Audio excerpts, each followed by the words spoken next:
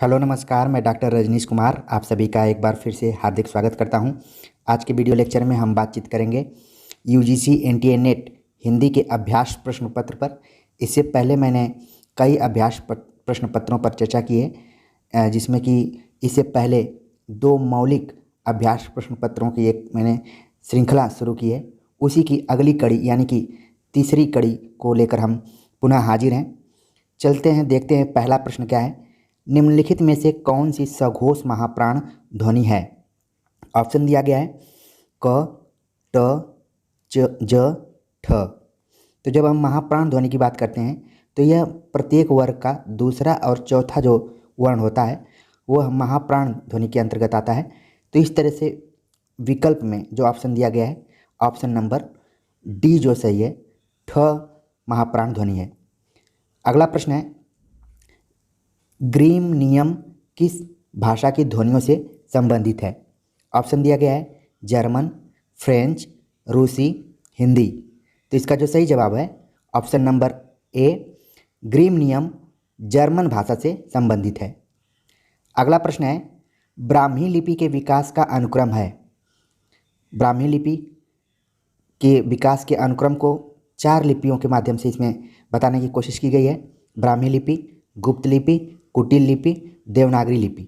और इन्हीं चारों लिपियों को बारी बारी से अन्य विकल्पों में भी टेढ़े मेढ़े क्रम में दिया गया है। ठीक है, तो अब हमें इसके सही क्रम को बताना है। तो ऑप्शन नंबर ए जो है ब्राह्मी लिपि के विकास का सही अनुक्रम है, यानी कि सबसे पहले ब्राह्मी लिपि, फिर गुप्त लिपि, कुटिल लिपि, फिर देवनागरी लिपि। ठीक है, हो सकता है कभी पूछ दे कि देवनागरी लिपि के पहले कौन कौन सी लिपियाँ रही हैं, तो उनका भी यही क्रम आप अपने दिमाग में याद रख लीजिए। अगला प्रश्न है, पूछा जा रहा है कि एक पंक्ति है और उस पंक्ति के साथ ही पूछा जा रहा है कि वो किस बोली में लिखी गई है और इसके कवि कौन है। ठीक है, पंक्ति है, हिंदू मग पर पाँव न राख्यो, का बहुते जो हिंदी भाख्यो।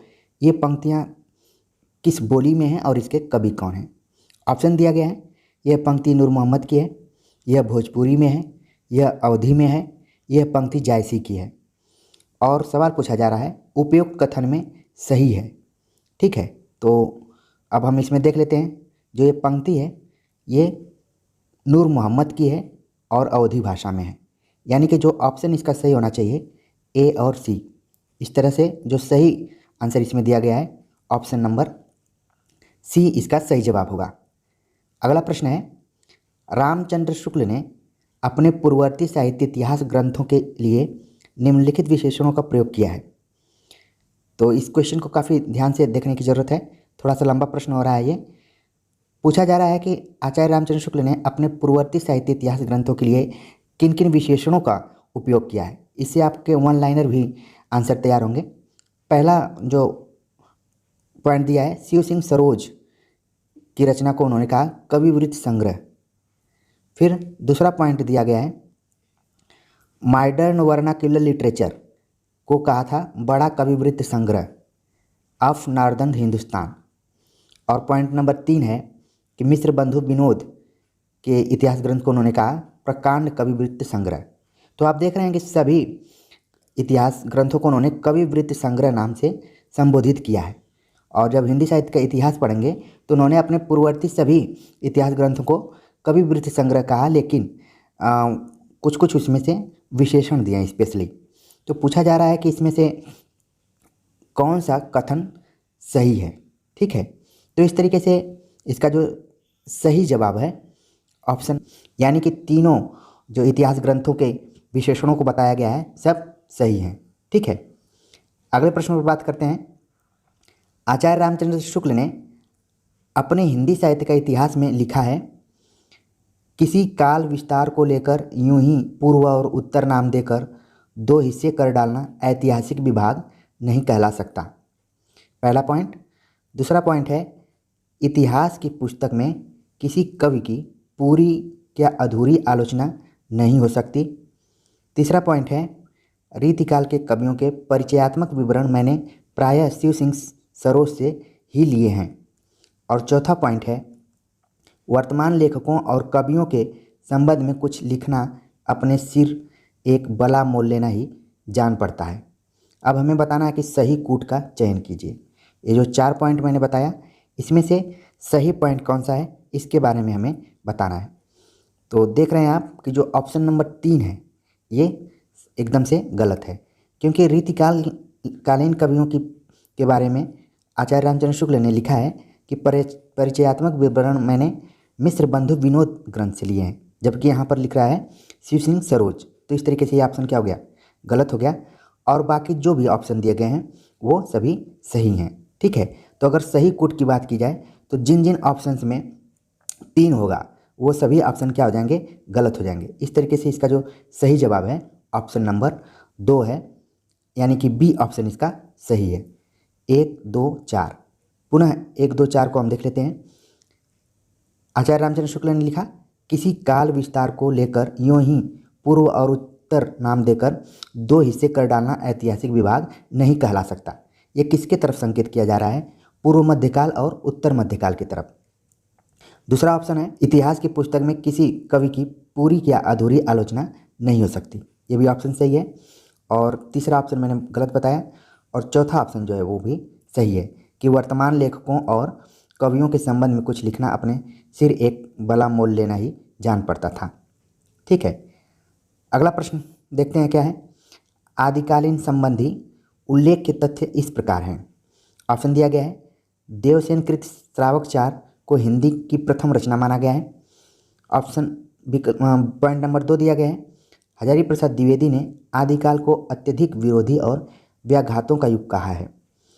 पॉइंट नंबर 3 दिया गया है, रामचंद्र शुक्ल के अनुसार दोहा या दूहा अपभ्रंश का अपना छंद है। पॉइंट नंबर 4, आदिकाल में कोई एक निर्दिष्ट काव्यवृत्ति नहीं मिलती, नीचे दिए कूट से ही सही उत्तर को चुनिए। तो यहाँ पर 4 पॉइंट दिए गए हैं क्वेश्चन नंबर 7 में कि देवसेन कृत श्रावकचार को हिंदी की प्रथम रचना माना गया है। ये ऑप्शन क्या है, सही है। हजारी प्रसाद द्विवेदी ने आदिकाल को अत्यधिक विरोधी और व्याघातों का युग कहा है। ये भी सही है। आचार्य रामचंद्र शुक्ल के अनुसार दोहा या दूहा अपभ्रंश का अपना छंद है। ये क्या है, ये गलत है, इसको हजारी प्रसाद द्विवेदी ने कहा है। ऑप्शन नंबर जो 4 है, आदिकाल में कोई एक निर्दिष्ट काव्यवृत्ति नहीं मिलती। ठीक है, तो ये क्या ऑप्शन सही है। तो इस तरीके से इसका जो सही आंसर होगा ऑप्शन नंबर सी, 1 2 और 4। इसमें भी क्या था, तीसरा ऑप्शन गलत था। अगले प्रश्न पर चर्चा करें। स्वयंभू के ग्रंथ निम्नलिखित हैं। यहाँ पर स्वयंभू के ग्रंथों का नाम दिया गया है, जिसमें कि पहला ग्रंथ है पौमचर्यु, दूसरा स्वयंभू छंद, तीसरा नाम दिया गया है रणैक कुमार चर्यु, चौथा नाम दिया गया है ऋठिडेणी चर्यु। अब पूछा जा रहा है कि नीचे दिए गए कूट से सही उत्तर को चुनिए। तो आप देख रहे हैं कि पौमचर्यु, स्वयंभू छंद और ऋठिडेणी चर्यु ये सब स्वयंभू की रचना है, मतलब कि 1 2 और 4।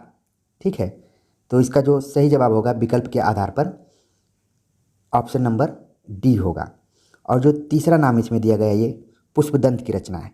ठीक है, अगला प्रश्न है, अष्टछाप में सूरदास के पीछे इन्हीं का नाम लेना पड़ता है। इनकी रचना बड़ी सरस और मधुर है। इनके संबंध में यह कहावत प्रसिद्ध है कि और कवि गढ़िया नंददास जड़िया। यह कथन किस आलोचक का है। ऑप्शन दिए गए हैं, रामचंद्र शुक्ल, हजारी प्रसाद द्विवेदी, राम कुमार वर्मा, नंद दुलारे वाजपेयी। तो ये जो ऑप्शन दिया गया है अष्टछाप के कवियों में सूरदास के बाद जिनके बारे में बताया गया नंददास के बारे में, सही जवाब इसका आचार्य रामचंद्र शुक्ल, यानी कि ऑप्शन नंबर ए इसका जवाब सही होगा। अगला प्रश्न है, जैसी के श्रृंगार में मानसिक पक्ष प्रधान है, शारीरिक गौण है। यह कथन किस आलोचक का है। ऑप्शन दिया गया है, रामचंद्र शुक्ल, विजय देवनारायण शाही, राम पूजन तिवारी, श्याम मनोहर पांडे। तो इसका जो सही जवाब है आचार्य रामचंद्र शुक्ल। ठीक है, अगला प्रश्न है, पूछा जा रहा है कि जन्म काल के अनुसार निम्नलिखित कवियों का सही क्रम क्या है। ऑप्शन दिया गया है, बिहारी, चिंतामणि, भूषण, मतीराम। और इन्हीं चारों कवियों को अन्य विकल्पों में भी क्रम को तोड़ते हुए इधर उधर दिया गया है। तो इसमें अब सही अनुक्रम क्या है। ऑप्शन नंबर ए जो इसका है सही जवाब होगा। पहले बिहारी, फिर चिंतामणि, भूषण, मतीराम। ठीक। अगला जो प्रश्न है पूछा जा रहा है कि सुमेलित करना है। निम्नलिखित पंक्तियों को उनकी कृतियों के साथ सुमेलित कीजिए। अब पंक्तियाँ दी गई हैं। अब अभिव्यक्ति के सारे खतरे उठाने ही होंगे, तोड़ने होंगे गढ़ और मठ। ठीक है। अब ये किसकी पंक्ति है, किस रचना की है? तो इसका सही जवाब होगा अंधेरे में, यानी कि ए का 2। हंस पड़ा गगन व शून्य लोक। ठीक। स्थिर समर्पण है हमारा, ये किसकी पंक्ति है? ये है नदी के द्वीप। तो आप देख रहे हैं कि 2 ऑप्शन इसमें मिल रहे हैं, यानी कि ए का 2 और सी का 4। ठीक। तो इस हिसाब से हम विकल्प में देखते हैं ए का 2 किस में है। ए का 2 जो ऑप्शन दिख रहा है आपको, ऑप्शन नंबर सी में है। ए का 2 और सी का 4 मैंने बताया था, और बी और डी का 1 और 3। तो एक बार फिर से प्रश्नों को देख लेते हैं। बी का है 1, यानी कि कामायनी से लिया गया है, और डी का है 3, कुकुर मुत्ता से लिया गया है। तो इस तरीके से जो पंक्तियाँ हैं सीधे सीधे उनको मिला लेते हैं यहाँ पर, और इस तरीके से हमारा आंसर सही हो जाएगा। ए का 2, बी का 1, सी का 4 और डी का 3। ठीक है। अगला प्रश्न है, पंक्तियाँ पूछी जा रही हैं। तुम कनक किरण के अंतराल में लुक छिपकर चलते हो क्यों? हे लाज भरे सौंदर्य बता दो, मौन बने रहते हो क्यों? उपयुक्त गीत या पंक्तियाँ जयशंकर प्रसाद की किस रचना से संबंधित हैं? ऑप्शन दिया गया है चंद्रगुप्त मौर्य, प्रलय की छाया, कामायनी, स्कंदगुप्त। तो ये जो पंक्तियाँ हैं ये चंद्रगुप्त मौर्य से ली गई हैं। अगला प्रश्न है, निम्नलिखित में से प्रेमचंद के उपन्यासों के पात्र हैं। नाम दिया गया है कृष्णचंद्र, सोफिया, हरिप्रसन्न, गजाधर। ठीक है। अब फिर इसको कूट के माध्यम से हमें मिलान करना है। तो गजाधर जो है ये वापसी कहानी के पात्र है, तो एक तरीके से ये नहीं है। बाकी जितना भी है कृष्णचंद्र, सोफिया, हरिप्रसन्न, ये सब प्रेमचंद के उपन्यासों के पात्र हैं। ठीक है। तो इस तरीके से इसका जो सही जवाब होगा 1, 2, 3। अब हम देख लेते हैं किस ऑप्शन में सही हो रहा है। Option number 1। अगला प्रश्न है, प्रेमचंद के उपन्यासों के संबंध में हमें बताना है, और जो असंगत कथन है उसका चयन हमें करना है। पूछा जा रहा है, कृष्णा गबन उपन्यास का उर्दू शीर्षक है। दूसरा ऑप्शन है पॉइंट प्रतिज्ञा प्रेमा अर्थात 2 सखियों का विवाह उपन्यास का परवर्ती शीर्षक है। पॉइंट 3 है डॉक्टर नगेंद्र के अनुसार सेवा सदन प्रेमचंद का मूल रूप से हिंदी में लिखित प्रथम उपन्यास है। पॉइंट नंबर 4 है बच्चन सिंह ने प्रतिज्ञा उपन्यास को हिंदी का पहला राजनीतिक उपन्यास माना है। तो भी इस हिसाब से देखा जाए कि असंगत इसमें कथन कौन सा है। ठीक है। तो बच्चन सिंह ने प्रतिज्ञा को नहीं माना है, बल्कि उन्होंने प्रेमाश्रम को माना है कि पहला राजनीतिक उपन्यास है। तो ऑप्शन नंबर जो 4 है, यानी कि पॉइंट 4 है, वो गलत है। तो जिन जिन पॉइंट्स में यानी ऑप्शन में 4 रहेगा वो ऑलरेडी अपने से गलत हो जाएंगे। बाकी अब ऑप्शन ए और बी बच रहे हैं। इनमें से हम देखते हैं कि कौन सा ऑप्शन सही होगा। ठीक है। और तीसरा जो ऑप्शन है वो भी ऑप्शन क्या है, गलत है। ठीक। इस तरीके से इसका जो सही जवाब होगा यहाँ पर असंगत पूछा जा रहा है। ठीक। तो चौथा को मैंने बता दिया कि गलत है, और तीसरा ऑप्शन भी इसमें गलत है। इस तरीके से इसका जो सही जवाब होगा ऑप्शन नंबर सी होगा। ठीक। तो एक बार देख लेते हैं क्वेश्चन में गलत क्या है, क्योंकि कई बार वन लाइनर सवाल पूछ देता है, तो उसके लिए आपको दिक्कत ना हो।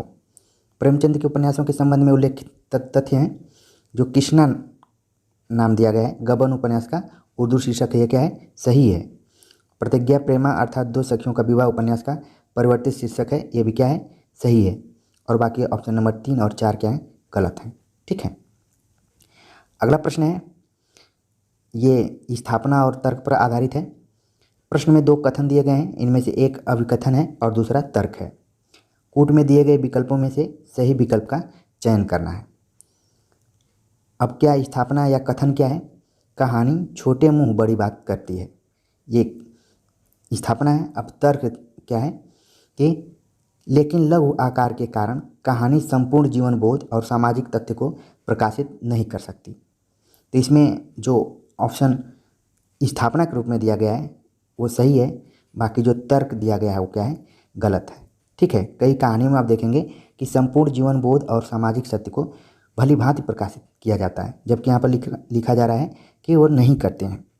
तो इस तरीके से इसका जो सही जवाब होगा कि ए सही है लेकिन आर क्या है, गलत है। अगला प्रश्न है, कोटेशन दिया गया है, समझदारी आने पर यौवन चला जाता है, जब तक माला गूंथी जाती है फूल कुम्हला जाते हैं। जयशंकर प्रसाद कृत चंद्रगुप्त नाटक का उक्त संवाद किस पात्र द्वारा बोला गया है? ऑप्शन दिया गया है दंडायन, चाणक्य, चंद्रगुप्त, सिंहरण। तो ये जो कोटेशन, ये जो कथन कहा गया है, इसका सही जवाब है चाणक्य। अगला प्रश्न है, नामवर सिंह ने संस्कृति और सौंदर्य निबंध में हजारी प्रसाद द्विवेदी द्वारा रचित अशोक के फूल की रचना का उद्देश्य निम्न में से किसे माना है? ऑप्शन दिया गया है प्रकृति वर्णन, संस्कृति की मिश्रता को उजागर करना, आर्य संस्कृति की शुद्धता के अहंकार पर चोट, सामासिक संस्कृति को प्रोत्साहन। तो इसका जो सही जवाब है, अशोक के फूल में आर्य संस्कृति की शुद्धता के अहंकार पर चोट करने की बात नामवर सिंह ने अपने निबंध संस्कृति और सौंदर्य में लिखा है। ठीक है, तो इसमें आप देखेंगे कि आपके अन्य प्रश्नों के भी जवाब हैं। हो सकता है कभी प्रश्न पूछ दिया जाए कि संस्कृति और सौंदर्य निबंध किसका है, तो ध्यान में रखिए नामवर सिंह का। और बाकी अशोक के फूल हजारी प्रसाद द्विवेदी का है ही, आप जानते ही हैं। तो इस तरीके से प्रश्नों में भी कई प्रश्न और उत्तर छिपे रहते हैं। अगला प्रश्न है, इनमें से किस हिंदी आलोचक ने साधारणीकरण की व्याख्या नहीं की है? ऑप्शन दिया गया है नगेंद्र, गुलाब राय, रामचंद्र शुक्ल, नामवर सिंह। तो इसका जो सही जवाब है नामवर सिंह। बाकी जितने लोगों का नाम है सभी ने साधारणीकरण पर चर्चा की है। अगला प्रश्न है, निम्नलिखित पत्रिकाओं को उनके संपादकों के साथ सुमेलित कीजिए। ये सुमेलित वाला प्रश्न आ गया।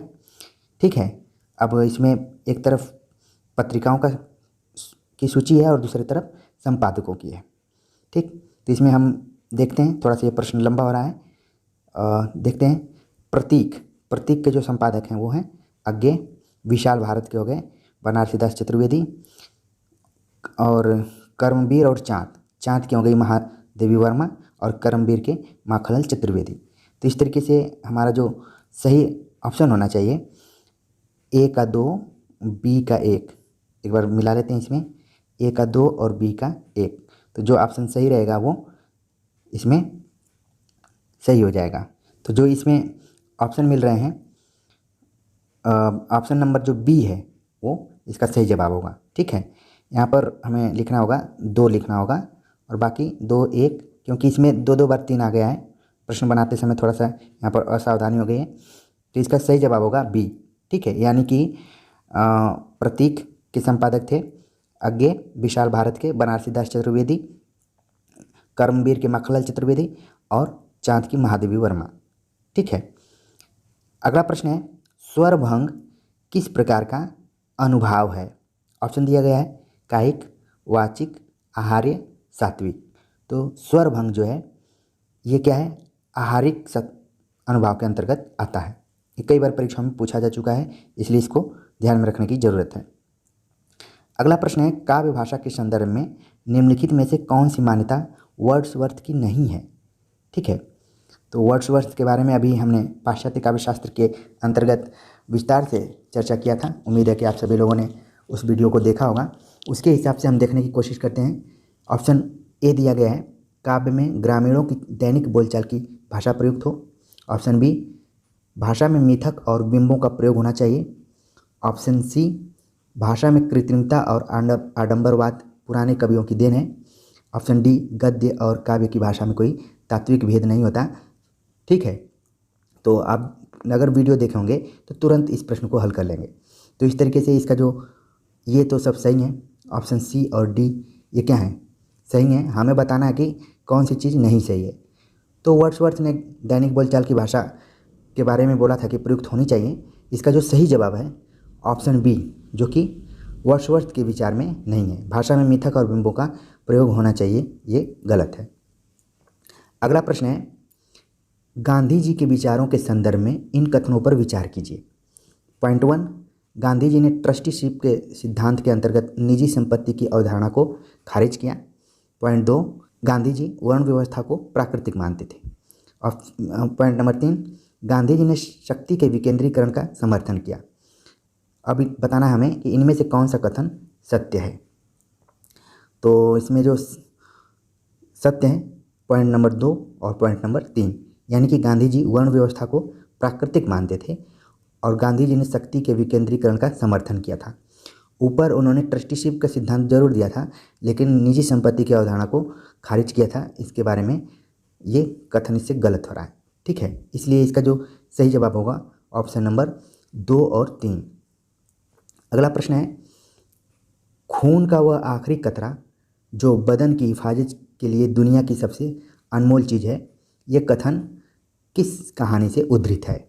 ऑप्शन दिया गया है, दुलाई वाली, एक टोकरी भर मिट्टी, दुनिया का सबसे अनमोल रत्न, कानों में कंगना। तो इसका सही जवाब होगा दुनिया का सबसे अनमोल रत्न, और ये कहानी प्रेमचंद द्वारा लिखी गई है, ठीक है। अगला प्रश्न है, नाच अभी शुरू भी नहीं हुआ होगा, अभी अभी बलमपुर के बाबू की संपन्नी गाड़ी मोहनपुर होटल बंगला से हाकिम साहब को लाने गई है। इस साल आखिरी नाच है, 25 टट्टी में खोज दें अपने खेत का है। 25, ठीक है। अब पूछा जा रहा है कि ये पंक्तियाँ किस कहानी की हैं। ऑप्शन दिया गया है, तीसरी कसम, लाल पान की बेगम, ईदगाह, कोसी का घटवार। तो इसका जो सही जवाब है लाल पान की बेगम से इन पंक्तियों को लिया गया है। पंक्तियाँ हैं, नाच अभी शुरू भी नहीं हुआ होगा, अभी अभी बलमपुर के बाबू की संपन्नी गाड़ी मोहनपुर होटल बंगला से हाकिम साहब को लाने गई है। इस साल आखिरी नाच है, 25 टट्टी में खोज दें अपने खेत का है। तो आप पढ़े होंगे लाल पान की बेगम कहानी में, ठीक है। उसमें किस तरीके से मेला को देखने की तैयारी की जा रही है। इस तरीके से हमने कुल 25 प्रश्नों पर चर्चा की। उम्मीद है कि ये सारे प्रश्न आपको कुछ सरल लगे होंगे, कुछ कठिन लगे होंगे। कमेंट्स कर ज़रूर बताइए, और मिलते हैं अगले अभ्यास प्रश्न पत्र के साथ। तब तक के लिए नमस्कार।